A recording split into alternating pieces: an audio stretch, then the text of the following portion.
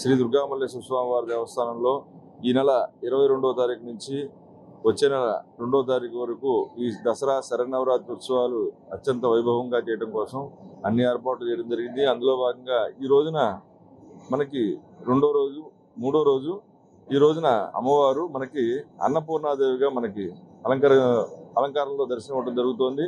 అట్లాంటి అమ్మవారు మనకి పుష్కలంగా పాడి పంటలు పండి మనందరికీ కూడా ఈ యొక్క ఆహార ధాన్యాలన్నీ కూడా మనందరికీ అందుబాటులో ఉండటం కోసం, అట్లాగే ఎవరికి కూడా ఆకలి దప్పికలు ఎవరికి ఉండటం కోసం ఆ అమ్మవారు అన్నపూర్ణాదేవిగా మనకి అవతరించింది.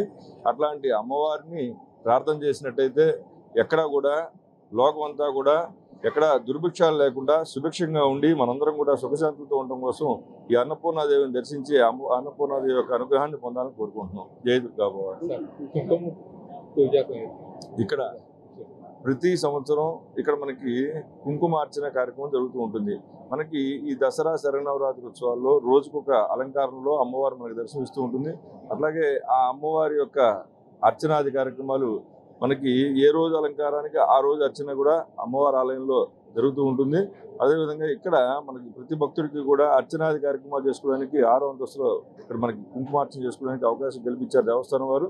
అందులో పాల్గొని ఆ రోజు ఏ రోజైతే ఏ అలంకారంలో ఉందో ఆ అలంకారంలో అర్చన చేసి తర్వాత లలితా సహస్రనామంతో మనకి ఇక్కడ ప్రతిరోజు కూడా అమ్మవారికి అర్చన చేయడం జరుగుతుంది.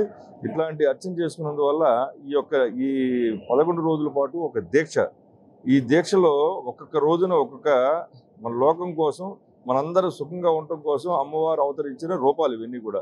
అట్లాంటి రూపాల్లో రాక్షస సంహారం చేసిన రూపాలు కొన్ని, అట్లాగే మనకి ఎటువంటి ఇబ్బందులు కలగకుండా సుఖశాంతులుగా ఉండటం కోసం అన్నపూర్ణాదేవి గాను, లక్ష్మీదేవి గాను, సరస్వతీదేవి గాను, ఇట్లా అనేక రూపాల్లో సరస్వతీదేవి మనకి జ్ఞానాన్ని కల్పించడానికి, లక్ష్మీదేవి మనకి ఐశ్వర్యాన్ని ఇవ్వడానికి, అదేవిధంగా మనకి అన్నపూర్ణాదేవి సుఖశాంతులు అంటే మనకి ఎటువంటి కూడా దుర్భిక్షాలు లేకుండా సుభిక్షంగా ఉండడం కోసం అన్నపూర్ణాదేవి గాను, లలితాదేవి గాను, మంత్రానుష్ఠాన దేవతగా లలితాదేవి గాను, అట్లాగే బాల అమ్మవారు, అట్లా ప్రతి అవతారం కూడా మనందరికీ కూడా ఎటువంటి ఇబ్బందులు కలగకుండా ఉండడం కోసం అన్ని రకాల రూపాల్లో మనకి దర్శనం ఇవ్వడం జరుగుతుంది. అట్లాంటి అమ్మవారిని ఈ దసరా శరన్నవరాత్రి ఉత్సవాల దీక్షగా మనం 11 రోజుల పాటు ఈ కార్యక్రమాన్ని చేస్తున్నాం. ఇది ఆశ్వీజ శుద్ధ పాడ్యం నాడు ప్రారంభించి ఆశ్వీజ శుద్ధ దశమి శ్రవణ నక్షత్రంతో కూడిన దశమి నాడు మనం ఈ కార్యక్రమాన్ని నిర్వహించడం జరుగుతుంది.